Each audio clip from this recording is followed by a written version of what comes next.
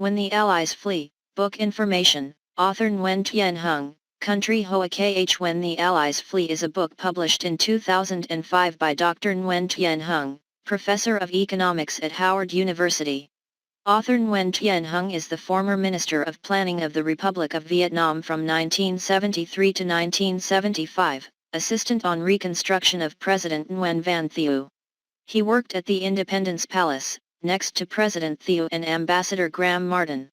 1 month before the fall of Saigon, the last president of the Republic of Vietnam gave him all the secret files on Vietnam-US relations from late 1971 to the end in the spring of 1975. In 1986, he wrote the book Palace File, published by Harper Row Publishers, later translated into Vietnamese with the title Secret Files of the Independence Palace. This book focuses on presenting the Vietnam-US relationship in the final years of the Vietnam War, especially the events surrounding peace talks and the Paris Agreement to end the Vietnam War. In particular, secret letters between President Nguyen Van Thieu and U.S. Presidents Richard Nixon and Gerald Ford, from 1971 to 1975, confirmed that the U.S. committed to strongly supporting the Republic of Vietnam but ultimately abandoned it. In 2005, he continued to release the book When His Allies Fled, including 700 pages, based partly on the data of the secret records of the Independence Palace but more complete and detailed, digging deeper into the evidence. Specific evidence or data about the years of economic, military, and political collapse of the Republic of Vietnam, 1973 to 75 period. When the biggest ally, America, fled, the word he used, from Vietnam. Author's statement. On the occasion of the book's release, VOA interviewed and recorded Dr. Nguyen Tien Hung's statement as follows. I have 4 main motives when writing this book. First, I want to reset the role and responsibilities of the United States. Due to unfortunate historical fate, I witnessed what happened behind the scenes of the Vietnam-US relationship in the final days, and thought it was time to honestly write down what I had witnessed to shed light on history. Second, I want to speak up for Vietnam.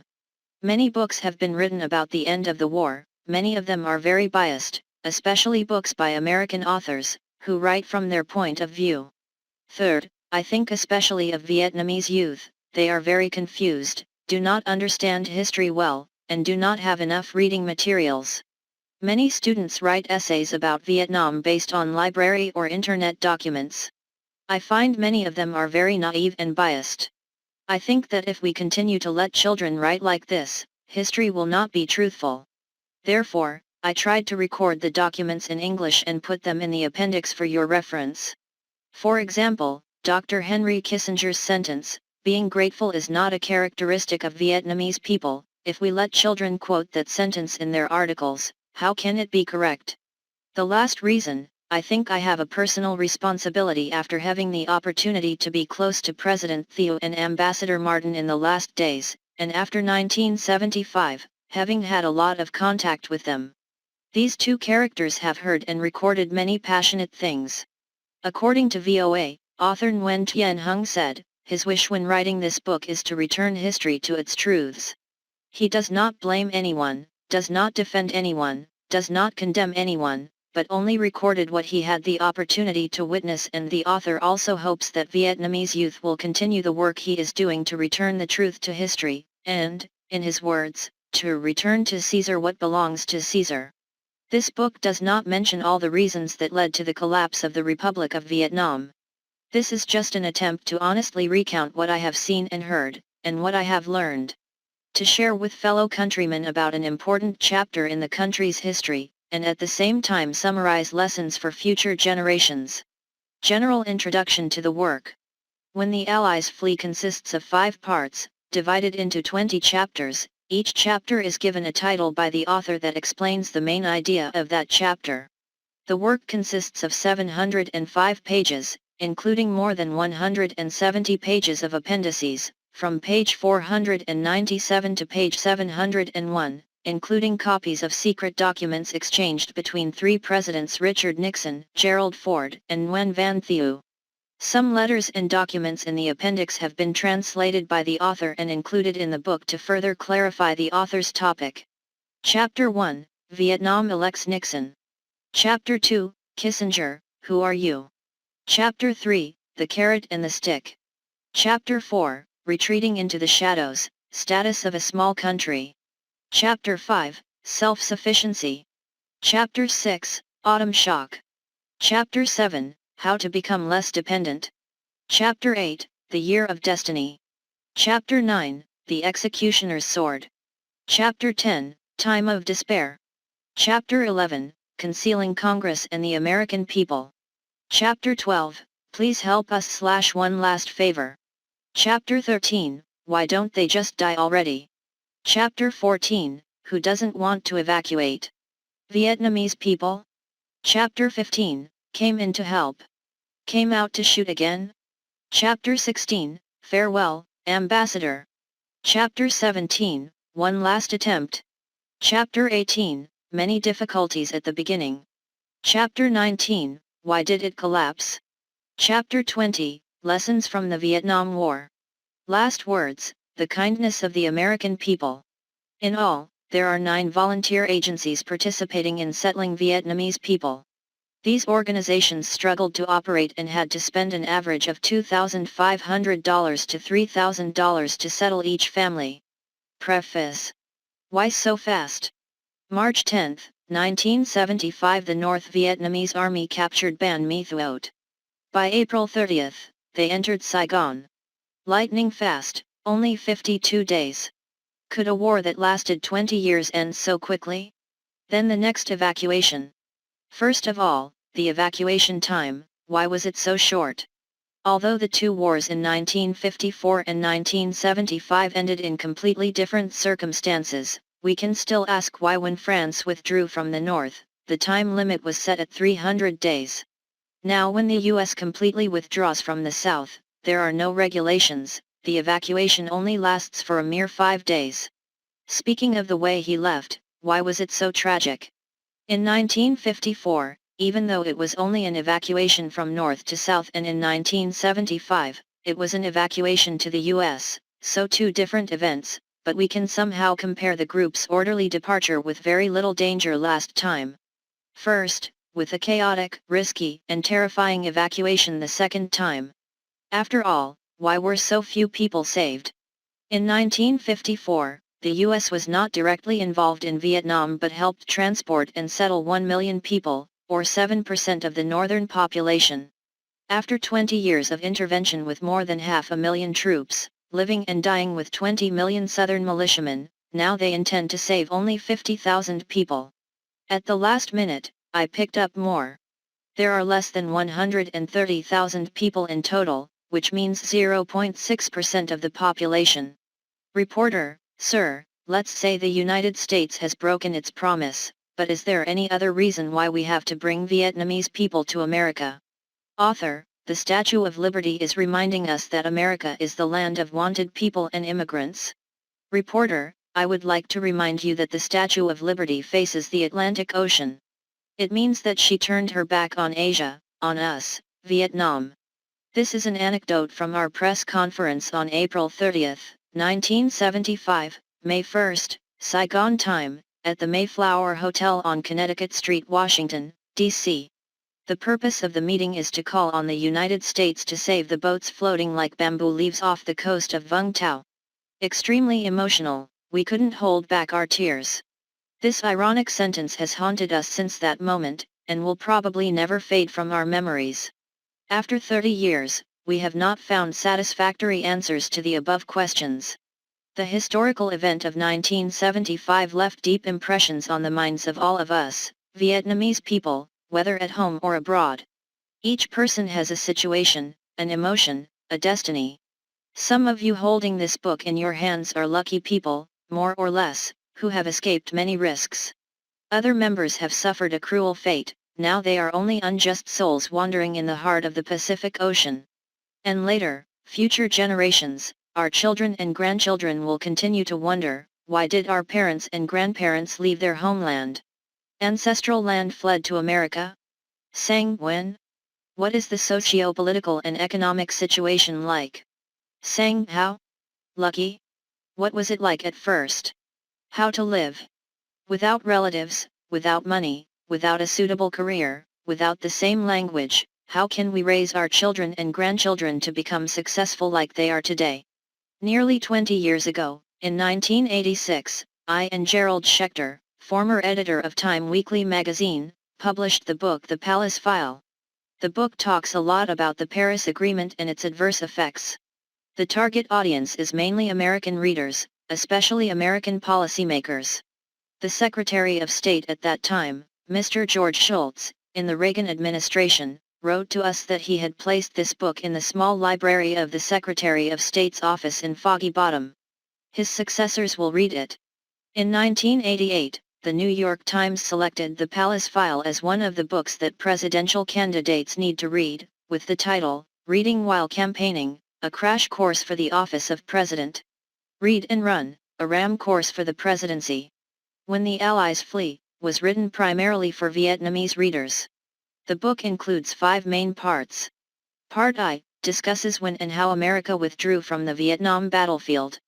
Part 2, talks about the status of a small country that wants to try to overcome dependence. Part 3, recounts what happened in Washington and Saigon after the withdrawal of all American troops until the fall of the South. Part 4, presents developments at the dying hour, how some American politicians did not want to save the Vietnamese people, especially about the risk of the US Vietnam almost shooting each other. This section also recounts a final attempt. Finally, the author places a moral responsibility on the United States requiring assistance to at least 1 million refugees. Part V, looking back at history to record for our descendants the great difficulties and opposition their ancestors encountered in the beginning. This section captures a major cause of the collapse of the South, as well as lessons learned from the war for future generations of modern Vietnamese and American allies. In conclusion, we mention the kindness of the American people, because in the end, the arms of the vast majority were opened wide, accepting a group of refugees for a period of over 2 decades. This book is based in part on the secret dossier of the Independence Palace and on the author's additional research over the past 10 years. In both books, in addition to the documents, we have supplemented them with interviews with responsible officials from both the Republic of Vietnam and the United States. Especially President Nguyen Van Thieu, in London and Boston, President Gerald Ford, Secretary of State Henry Kissinger, General Alexander Hai, General John Murray, and related defense ministers such as James Schlesinger, Melvin Laird, Elliot Richardson, and senior officials of the CIA intelligence agency. President Richard Nixon, while alive, refused an interview due to health reasons. What the book When the Allies Flee wanted to emphasize, especially for us Vietnamese people, is the way in which some American politicians, especially Mr. Kissinger, and to some extent, Mr. Nixon, Ford as well as some parliamentarians and congressmen, with short-sighted eyes, have acted towards the people of the South. It betrays the principle of transparency of democratic institutions, and goes against the spirit of justice of the vast majority of the American people. In the darkness, Kissinger and Nixon first used tricks to force the South to follow their path, with the main purpose being to let the U.S. troops withdraw and the prisoners of war be released. When the Southern government protested, it threatened with sticks, coup and cut off aid, and promised with carrots, ensuring peace and full aid. After making a promise, ignore it and hide it carefully. Congress didn't know anything, so it cut aid too quickly and too harshly. It turns out, the carrot is just a tool to hide a plan called Watch Period. This plan was only intended to give South Vietnam a short period of time, a gap between the American withdrawal and its collapse. Before this book was published, a witness to Mr. Kissinger's dark actions, Mr. John Negroponte, had just been given the position of controller of all U.S. intelligence by President George Bush. He was the liaison between Kissinger and the North Vietnamese delegation at the Paris secret talks.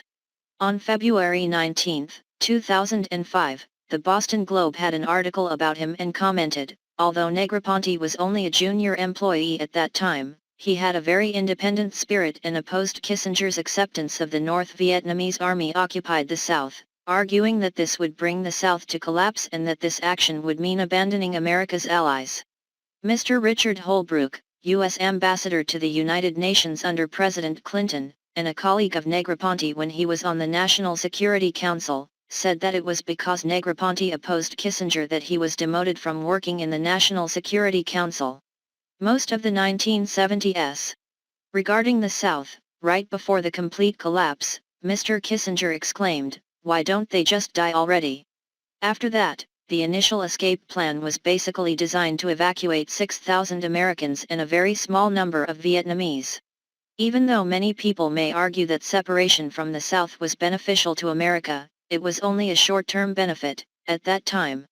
In the long run, abandonment, especially the way of running away, has greatly damaged the credibility of U.S. foreign policy as well as the reputation of the United States. Friends lose trust, enemies lose respect. After Vietnam, in October 1979, Iran was bold enough to hold even the staff of the U.S. Embassy in Tehran hostage for more than a year.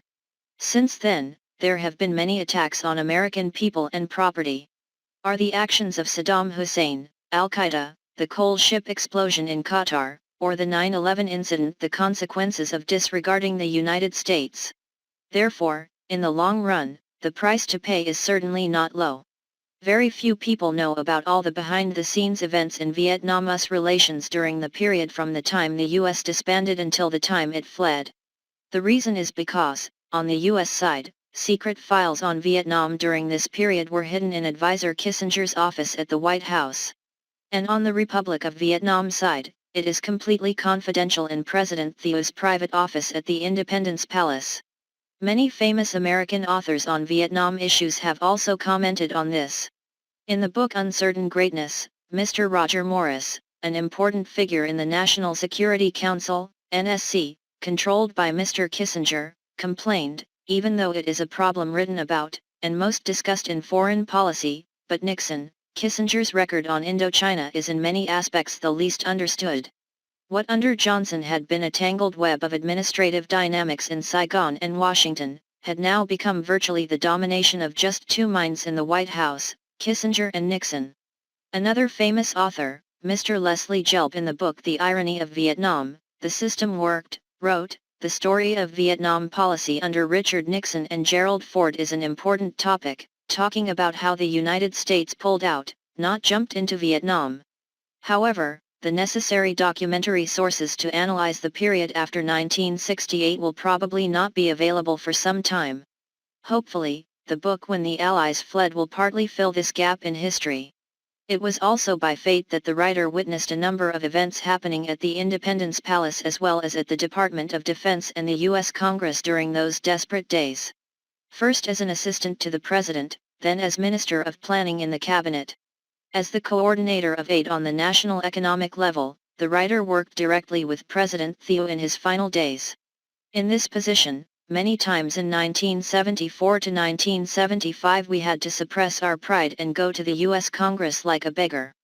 Because we were used to working in the U.S. for many years before returning home to help rebuild the economy, we always brought a small yellow notebook with us every time we went to meetings to take notes on the meeting's progress. Attached are my own comments or feelings at that moment, written in brackets. In Saigon, meetings included meetings between the top leadership and meetings between President Thieu and U.S. officials. In Washington, there were meetings with a number of senior officials at the Department of State, Department of Defense, and a number of congressmen and representatives in the U.S. Congress. In addition, I recorded President Thieu's conversations, instructions as well as his thoughts and feelings during many meals alone with him, or during relaxing moments sipping a glass of wine in the evening. Part of those notes are used in this book.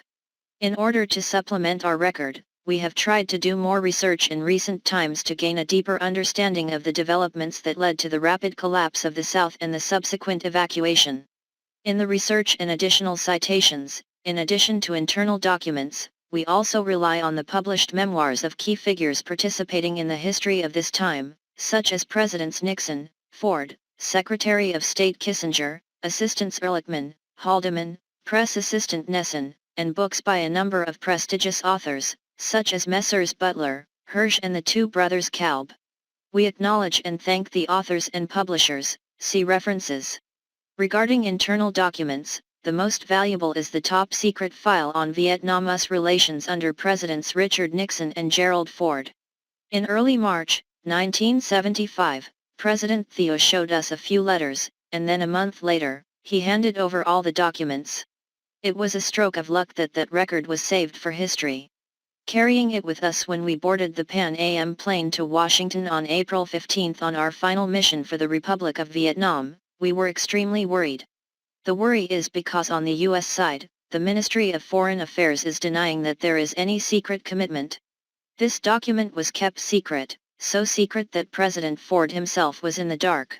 It was not until after Hue was abandoned and Da Nang was evacuated that he read a few letters among President Nixon's top-secret documents to President Thieu. And Mr. Ford's reading was initiated by us. The irony is that in the last days and hours, there is no longer any line of communication and exchange between the Independence Palace and the White House. Originally, I was just an economics professor, then became the Minister of Planning. Little did I know that history would put me in a position where I had to run around looking for a postman, General Fred Wayand, for me. President of the Republic of Vietnam. The difficulty at that time was how to transfer a letter from one U.S. president to another U.S. president without going through the Ministry of Foreign Affairs. Later, Congressman Henry Scoop Jackson, Democratic, Washington State, had to complain, "It is ridiculous and dangerous that the Congress and the American people have to rely on foreign officials, Mr. Only learned about these most important documents, see Chapter 17. Then came the last letters of help from the Vietnamese National Assembly to the U.S. Congress. Must they have been lost? To date, there is no trace that they have reached Congress. How can we understand that the diplomatic apparatus of a great power like the United States has become so strange? When reading 3 of President Nixon's letters to President Thieu, President Ford was moved. Then he went to the airport to welcome the group of Vietnamese orphans who had just arrived. San Francisco. Holding a baby, he stepped off the plane, affectionately. And from this moment perhaps he changed his attitude about the refugee issue. He also asked for more military aid for the Republic of Vietnam, even though he knew it was too late. Before that, after the difficult retreat of the 2 Corps and the horrifying evacuation from Da Nang, Mr. Ford remained calm and went to Palm Springs to play golf. In 1985, when we interviewed and asked Mr. Ford to read some of President Nixon's letters, he still looked sad. There is no longer any doubt, these are extremely drastic commitments. Well, there is no doubt these were very categorical commitments. President Ford's comments were correct. However, it sounded like an exaggeration because even after he learned the above, he still allowed his Secretary of State and advisor to hide from the Congress and the American people. On the last day, at a press conference, we were determined to expose to public opinion those extremely drastic commitments with the aim of requesting asylum for 1 million Vietnamese people. U.S. executive and legislative leaders were very surprised by these revelations. After that, there was a clear change in attitude towards the issue of accepting refugee groups. And we had the opportunity to contribute more to the arrangement of the camps as well as the departure from the camps and finding jobs for the first batch of refugees. In addition to confidential documents about Vietnam-US relations, the author talked with Ambassador Martin after he retired. He was the last American ambassador to the South and was forced to carry out orders to flee. We ourselves met with him many times to find out what happened inside the embassy before the LA-ACE-09 helicopter carrying the president's order came to pick him up. He revealed a number of important developments when the southern ship was about to sink. He also provided some valuable documents for history.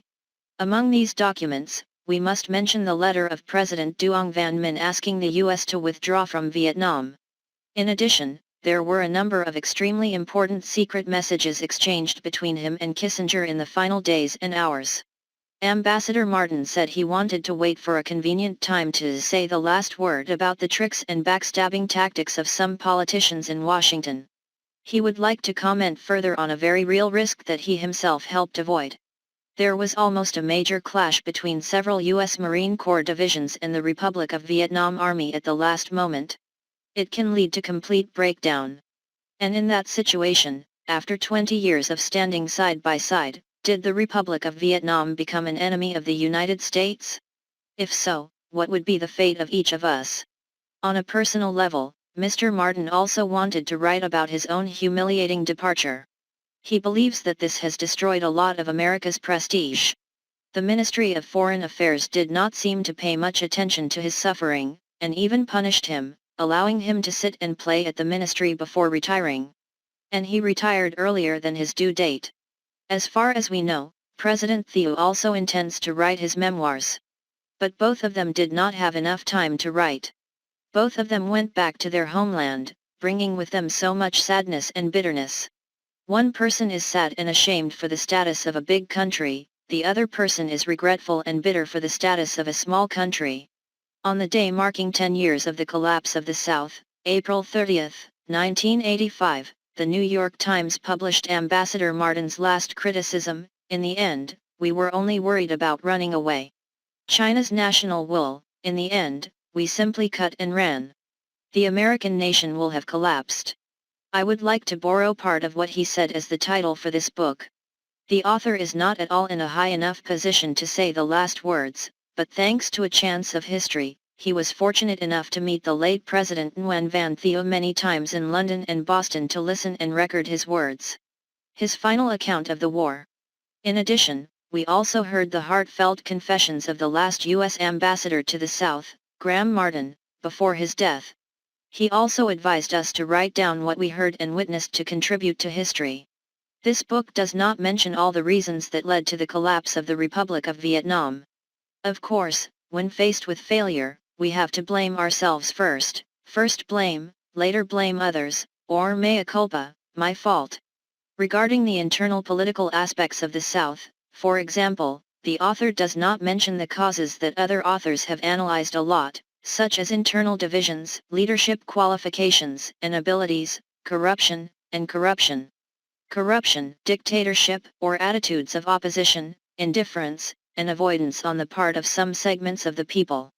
Also not commented on is the military field, both in terms of strategy and tactics.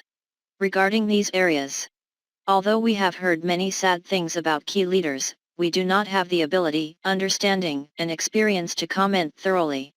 On the U.S. side, the author also did not respond. Many references are made to other factors such as the anti-war movement, the role of the American press, or military tactics, topics that have been analyzed quite extensively. Hopefully, the book When the Allies Flee will help readers gain new and accurate data to find answers to many questions and lingering doubts that, over time, have not yet been resolved. Clear. This is just an attempt to honestly recount what I have seen and heard, and what I have learned in order to share with my countrymen about an important chapter in the country's history, and at the same time summarize it. Lessons for future generations. In addition, it can also provide some data to policymakers about other allies' relations with the U.S. Thanks to that, they can better understand democratic institutions as well as the structure and political landscape in the United States, rather than looking at America with their own glasses. We waited a long time to start writing this book for 3 reasons. First, so that most of us Vietnamese can look back at the final historical period of the Republic of Vietnam more objectively, not be influenced by too many personal emotions and circumstances. Second, so that we have enough time to research, interview, and meditate deeply and carefully, and third, to let the author himself reduce the emotional intensity before writing, helping to keep the work honest. On this point, we have documented all events, actions, and words in writing or with notes about the origin of events, footnotes. However, despite our best efforts, we still cannot avoid some subjective thoughts or words. Regarding this weakness, as well as the errors and mistakes in the book, the author believes in the understanding of readers. Degree. We would like to sincerely thank all friends near and far who have encouraged and supported the author in collecting and drafting this book. Especially, Hua Chan Min, chairman of Fung Huang Company, who has followed our work for many years, and published this book. Mr. Chu Xian Vien, who helped edit the HSMDDL book, and helped to further revise the book When the Allies Flee. Ta Van Tai dedicatedly contributed many constructive comments to me, thanks to which the book was more concise. Brothers Tran Con Lim, Thuan Truong, and Vu Hui Huang took the trouble to read the manuscript, add comments, and help improve it. Friends Nguyen Chung Truc, Nguyen Van Lim, Du Ngoc Hein, Vu Chin Truc, and LEAI are ready to assist and give me very useful comments and suggestions. Nguyen Tien Hung spent time reading the final draft, helping to make corrections and improve the presentation. Nguyen Tien Hung helped with the technical arrangement and index. Dr. Pho Ngoc Van, who always encouraged me to persevere, and even when I was still in bed, still called to encourage me and give me many opinions.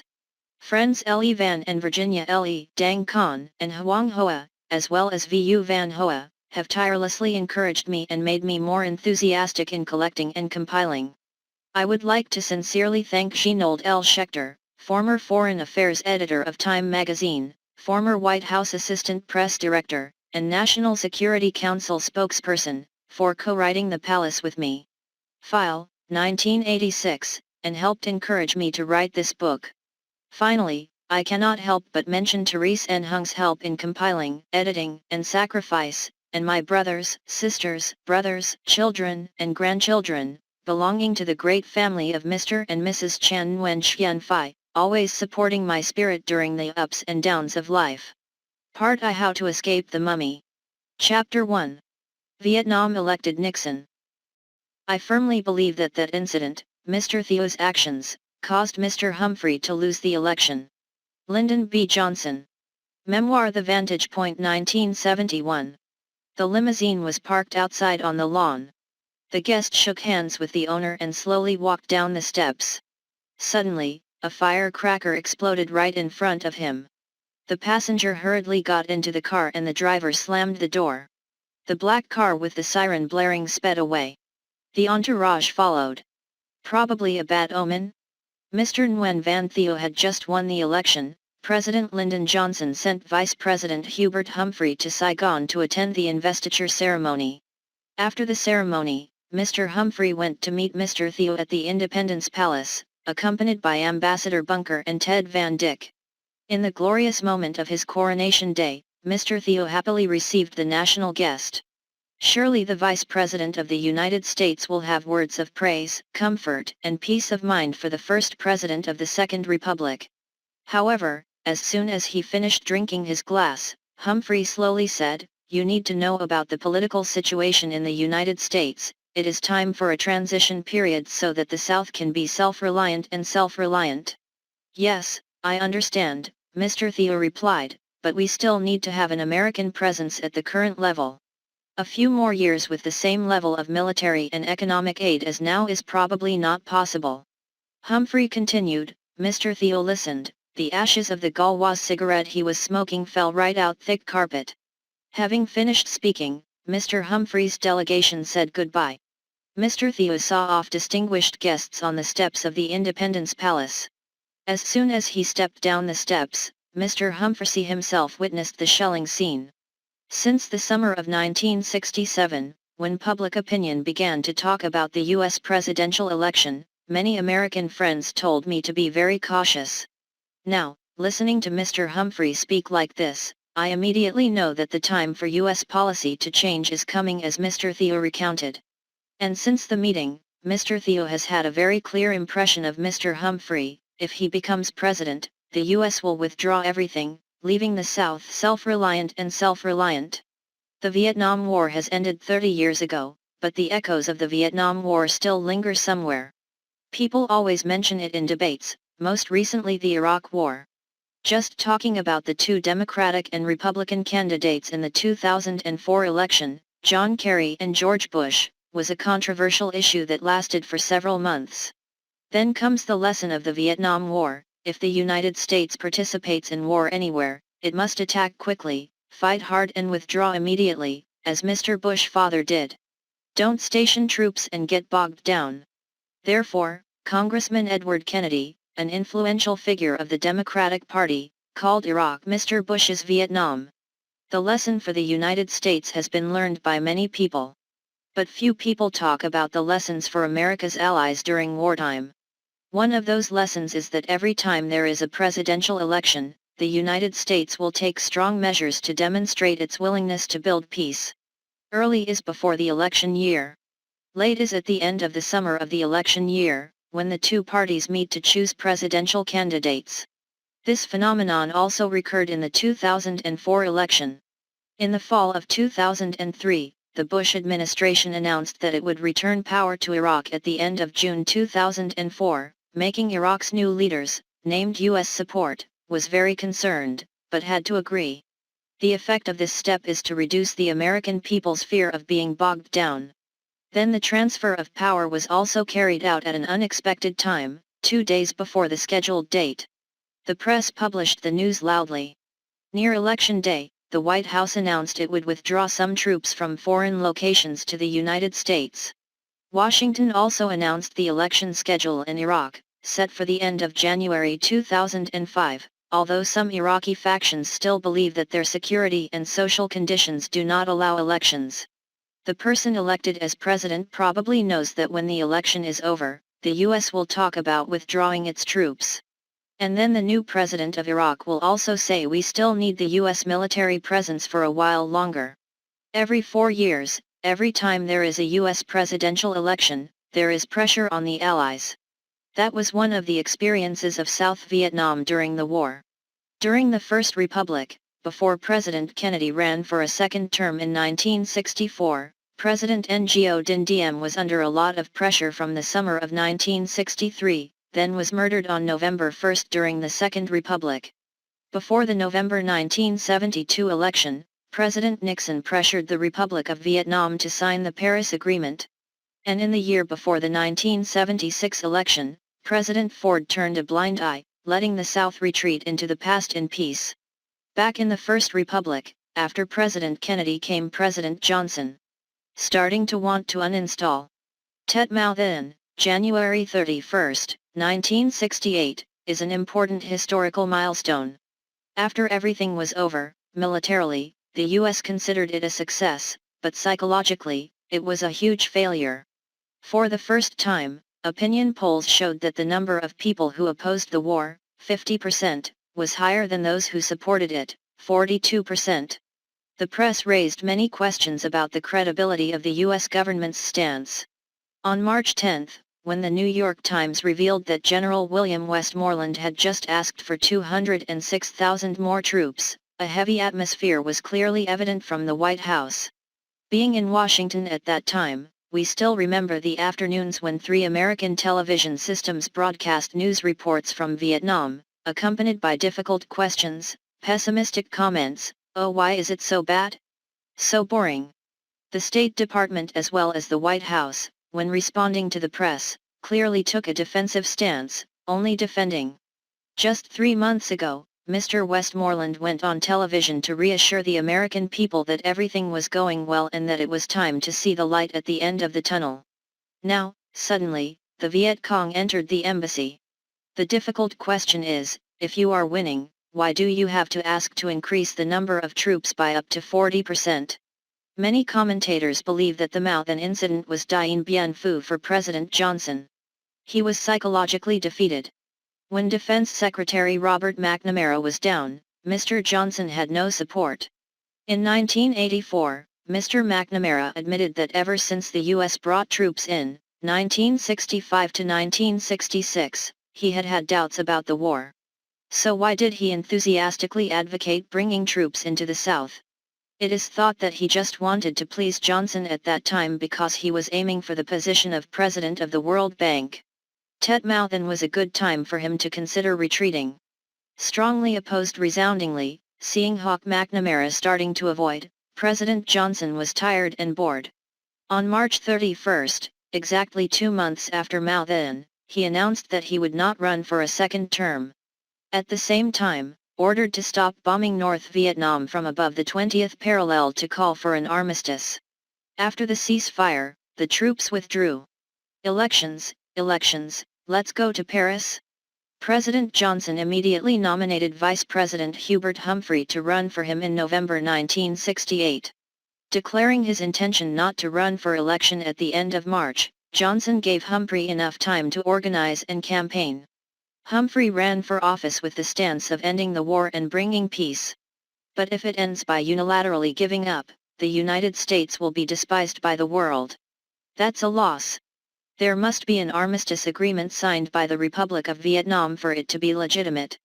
Later, Mr. Thieu recalled that right after Mr. Humphrey's visit, on a trip to observe the southern battlefield, Secretary of Defense McNamara also emphasized, "We need an election, in the South, to negotiate with North Vietnam."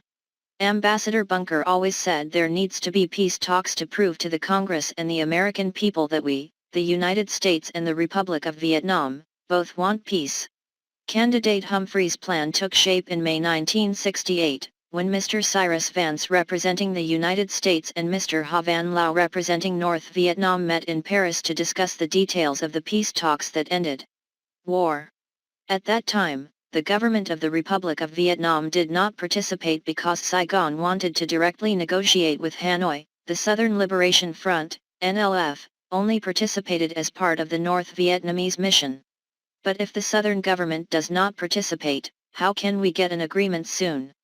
Mr. Humphrey could not have won the election if the prospect of peace was not clear on Election Day, November 5, 1968. The closer the election day gets, the stronger the pressure from Washington becomes. Ambassador Ellsworth Bunker tried every way to convince Mr. Thieu to send a delegation to Paris to attend peace talks, the sooner the better.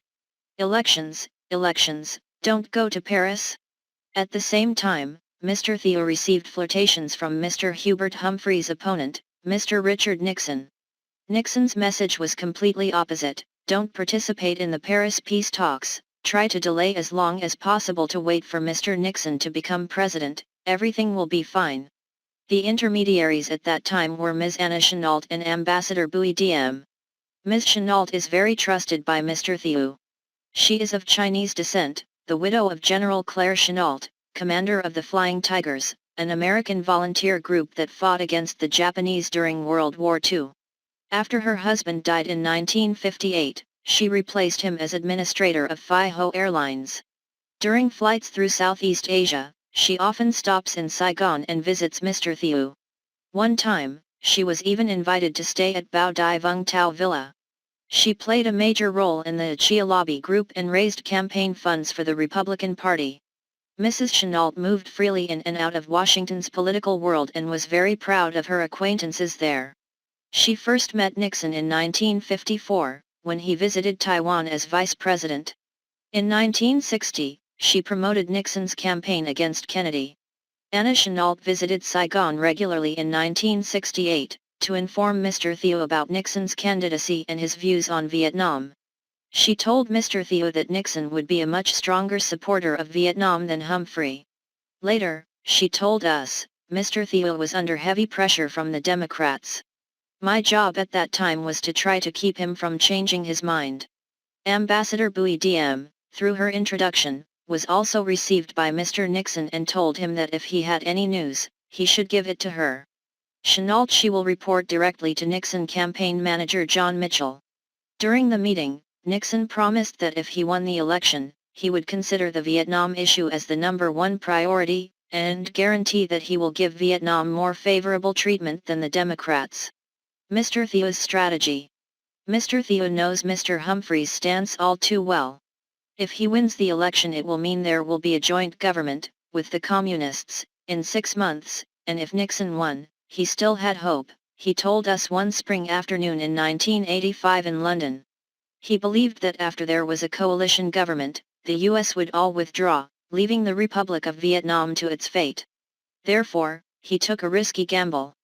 Mr. Thieu's plan was to try to delay President Johnson's decision to stop bombing North Vietnam and the Republic of Vietnam's participation in the Paris peace talks.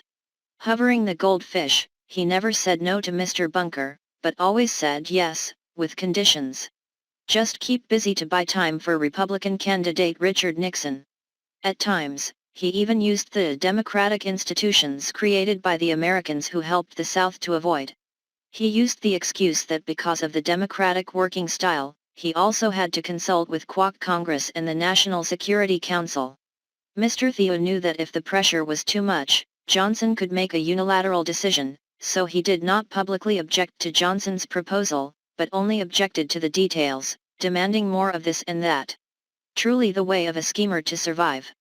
During the last week before the election, John Mitchell almost every day contacted Ms. Chennault to persuade Mr. Thieu not to attend the Paris peace talks.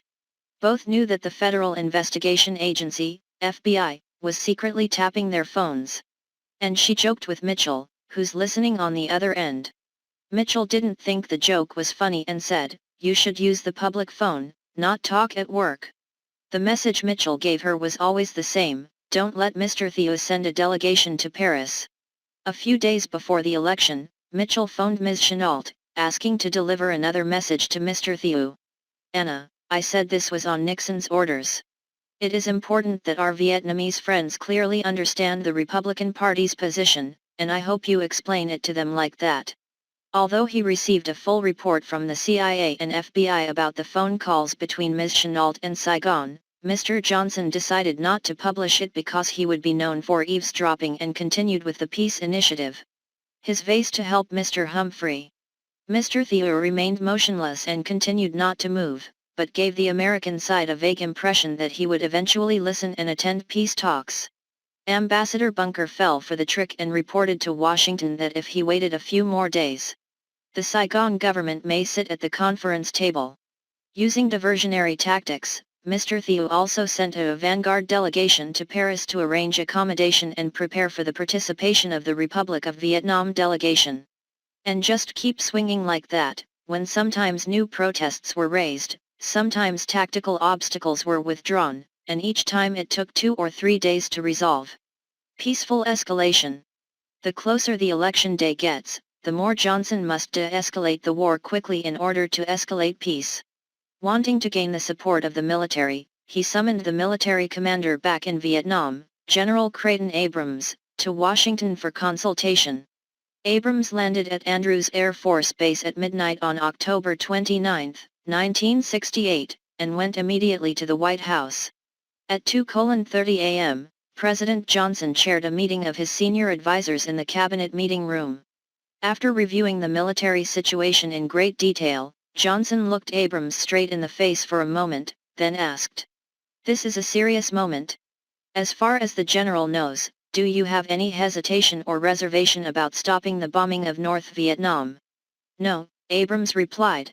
"If you were president, would the general do the same?" "I don't hesitate at all. I know that doing so will cause a lot of criticism in public opinion. But I think it's the right thing to do. Doing so is correct." During the meeting, someone said that Ambassador Bunker had not yet met Mr. Thieu to force him to come to a definitive agreement as President Johnson wanted. Bunker said that the Republic of Vietnam side asked for more time. They have not yet organized a delegation to send to Paris in time for November 2 ND, as Johnson expected. The meeting ended before 5 o'clock in the morning. Abrams went home to sleep, while Dan Rusk returned to the State Department to call Bunker in Saigon. Because the two capitals were 12 hours apart and Saigon was already late in the afternoon, Bunker could tell Mr. Rusk what had happened during the day. At 6:15 a.m., Johnson convened another meeting in the cabinet meeting room to discuss with advisors Mrs. Chenault's behind-the-scenes activities. Present at the meeting were Secretary of State Dan Rusk and Secretary of Defense Clark Clifford. Clifford got angry. In the most dignified manner of a lawyer, he complained that the last-minute delay of the Republic of Vietnam was an act reprehensible and completely without a legitimate reason. Johnson then instructed Rusk to tell Bunker that the United States is ready to conduct the November 2, 1968 session with North Vietnam in Paris without Thieu. But Bunker tried to urge Johnson to postpone the announcement of a bombing halt for another 24 hours and postpone the Paris peace talks until November 4, 1968, so that Saigon would have more time to organize a delegation to attend the conference. Johnson told his advisors, "I am willing to postpone this matter for a day or two, but after that the Allies are gone." Then Johnson sent Mr. Thieu a private message urging him to send a representative to attend peace talks with the United States in Paris. At noon on October 30, 1968, just 5 days before the election, President Johnson received a reply from Mr. Thieu saying he would accept if his conditions were met. Javelin must follow javelin. So Mr. Thieu is not yet decisive. At this point, Johnson could no longer wait, so he immediately informed Mr. Thieu of his decision to act alone. Johnson set the date and time to announce on TV the bombing halt at 8 o'clock October 31, 1968, and the decision will take effect 12 hours later. The first meeting in Paris was scheduled for November 6, 1968, the day after the election. With such pressure, Mr. Johnson hoped throughout the day that Mr. Thieu would agree to issue a joint statement on stopping bombing and peace talks. Ambassador Bunker met constantly with President Thieu, Vice President KY and Foreign Minister Tran Chan Ton to try to smooth out differences. However, just an hour before Johnson appeared on television, he was informed by Ambassador Bunker that Mr. Thieu still demanded a review. "It's too late, we need to have an immediate impact on voters." On November 1, 1968, Johnson announced his decision to stop bombing North Vietnam and open the expanded Paris peace talks. To cover up the tense situation with Mr. Thieu, Mr. Johnson added that representatives of the government of the Republic of Vietnam are free to attend if they want to attend. "Having crashed, we must follow the spear." In Saigon, Mr. Thieu responded by distancing himself from the decision to stop the bombing. He claimed it was a unilateral decision by the United States. This reaction reduces the political effect of Johnson's gambit on American voters and makes hopes for peace dim. However, despite such a statement, Mr. Thieu still privately told Bunker that he would do nothing to upset Mr. Johnson's peace initiative and would participate in the conference if Saigon negotiated directly with Hanoi, not with Hanoi. Southern Liberation Front. When Johnson announced a halt to the bombing of North Vietnam, Humphrey was extremely excited, thinking that it was support for the stance of ending the war that he promoted during the months of the campaign. Now, in the last days, Johnson made a wonderful move, both ending the war and electing a Democratic successor. The day after Johnson's announcement, The Washington Post, January 1, 1968, reported that the initial reaction of political leaders in both parties was President Johnson's declaration of a bombing halt last night will likely increase the Democrats' hopes of retaining the White House and maintaining a majority in Congress in next Tuesday's election. Humphrey was described by the press as serious and relieved, hoping Johnson's actions would bring peace with honor. Nixon's trap. Just let Humphrey perform, Nixon has already set a trap for him. Through secret information about the Paris peace talks, Nixon knew all of Johnson's moves.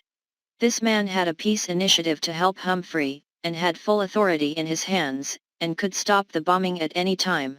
Then come to a compromise with North Vietnam.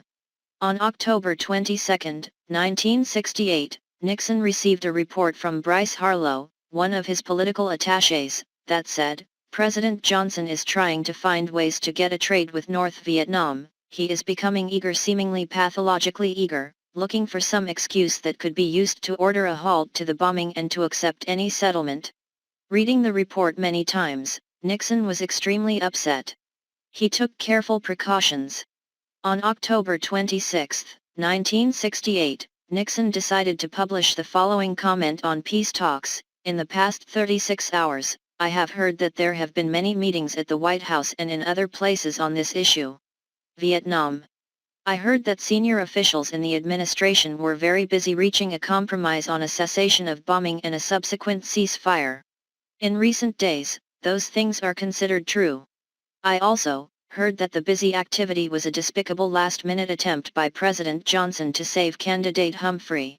I don't believe this is true. Very smart, just say it out loud, condemn it, then deny it." On October 31, 1968, Washington time, Johnson announced that the United States would stop all bombing missions, all strikes from offshore, and shelling on North Vietnamese territory since November 1. Mr. Humphrey was extremely excited because the cessation of bombing had brought quick results.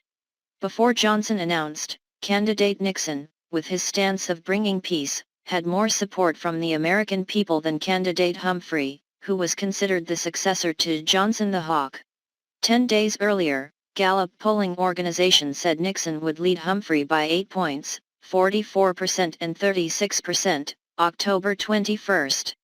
But on the afternoon of November 1, 1968, just 2 days after the announcement of the bombing halt, turbulence arose, and Nixon had only a 2-point lead over Humphrey, 42% and 40%. So, Nixon must have been very worried. But no, because he knew what Mr. Thieu was planning in Saigon. Nixon was happy to see the Democrats falling into his trap. He knew that Mr. Thieu would not go to Paris, yet the Democrats promoted the prospect of peace by linking the cessation of bombing with the Paris peace talks, scheduled for November 6, 1968. From the defensive position to the offensive position, Mr. Nixon made a higher move, adding fuel to the fire. He immediately inflated his hope for peace even bigger, knowing that Mr. Thieu himself would deflate it. Surely he will benefit when voters Americans were disillusioned and skeptical of Johnson's peace card. At a large rally at Madison Square Garden, New York, on the day of the bombing halt, Nixon declared that he would not say anything that would destroy the chances of peace, and he believed that Mr. Johnson stopping the bombing will bring some progress at the Paris peace talks held on November 6. In fact, Nixon knew that Mr. Thieu would not participate, so he spread a net for Humphrey and Johnson to fall into. Trump card. 3 days before the election, pressure on Johnson increased. He sent a private message to Mr. Thieu urging we should not abandon each other in this serious moment. Mr. Thieu's last card is the speech he plans to deliver on National Day, November 1, the day of questioning the Ngo Dinh Diem government, October 31, Washington time. Mr. Thieu plans to deliver a speech at a session of the National Assembly of the Republic of Vietnam on November 1. The previous afternoon, on the occasion of National Day, he held a reception for the diplomatic delegation at the Independence Palace. Recalling that session, he told us in 1977, "I didn't see old Bunker talking to anyone, but he kept coming to me to talk about the speech I was about to give tomorrow. Bunker asked several times, 'Is everything going well, Mr. President?' I replied, 'Of course, everything goes smoothly.' Bunker was satisfied and raised his glass to celebrate freedom for the Republic of Vietnam. He reported to Washington that Mr. Thieu would announce in his speech to the National Assembly, the next day, November 1, that the Republic of Vietnam would participate in the Paris peace conferences. As for Mr. Thieu, he used every means to hide the content of the speech. He wrote the manuscript himself, then had 3 different secretaries type it up. Each person typed a number of pages in no particular order so that no one could read them. Who can read all the speeches? They had to stay in the palace that day and couldn't go anywhere. Saturday morning, November 1, 1968, a calm morning in Saigon. The air was dry and pleasant because the rainy season had just ended. Mr. Thieu recalled that on the way from the Independence Palace to the National Assembly, he was extremely worried that he might be assassinated by the CIA if Johnson and Humphrey knew in advance that he was about to betray and rejected America's peace plan, implicitly sabotaging Humphrey's chances of winning the election. And if they wanted to assassinate me, it would be easy. Then just blame it on the Viet Cong or a coup plot and that's it, Mr. Thieu recounted.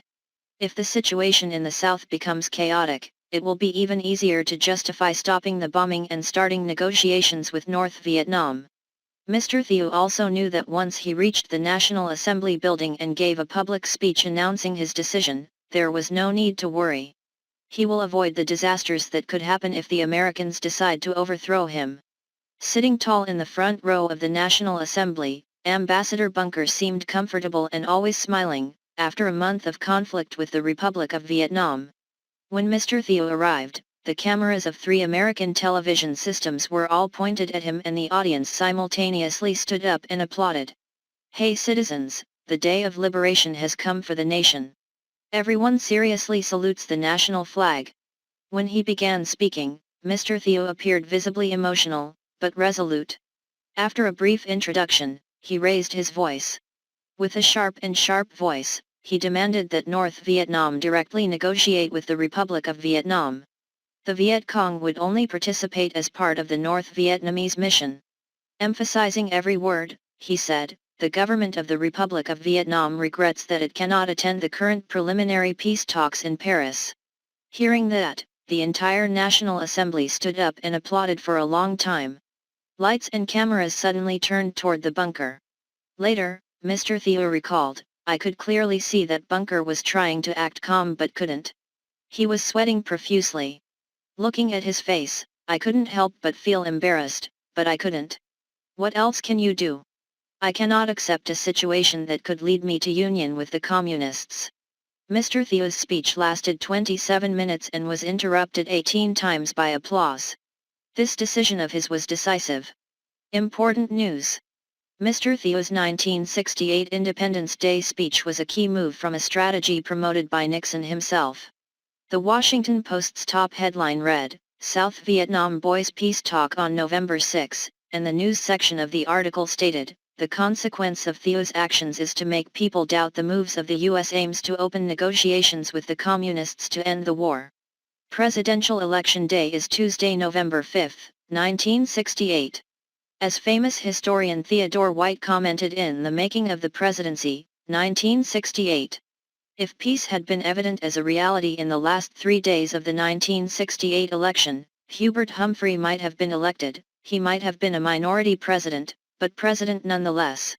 System. However, through the turmoil of those last 3 days, it was found that the bombing halt began Friday morning. It is certainly impossible to stop the American blood that is still being shed in Asia, and public opinion, which was favorable to Humphrey, suddenly turned toward Nixon. Nixon won the election with only 43.4% of the national vote, compared to 42.7% for Humphrey, a difference of only 500,000 votes. If calculated according to statistical methods, each person gets an equal score of 43%. Public opinion believes that if Election Day had been on Saturday or Sunday, i.e. right after the bombing stopped, Nixon might have lost. But if Election Day had been held a week later, Nixon could have won from 1 million to more than 5 million votes. Later, President Johnson himself determined in his memoir The Vantage Point that, on November 1, 1968, after announcing that he would attend the Paris peace talks, the leader of the Republic of Vietnam decided not to attend. "I firmly believe that that incident caused Mr. Humphrey to lose the election. Squeeze the lemon and remove the peel." If the news that Mr. Nixon won the election gave Mr. Thieu a little satisfaction, it was only for a moment. Ambassador Bunker and the entire U.S. State Department were extremely upset with him. Mr. Thieu also felt that he had gone overboard a bit.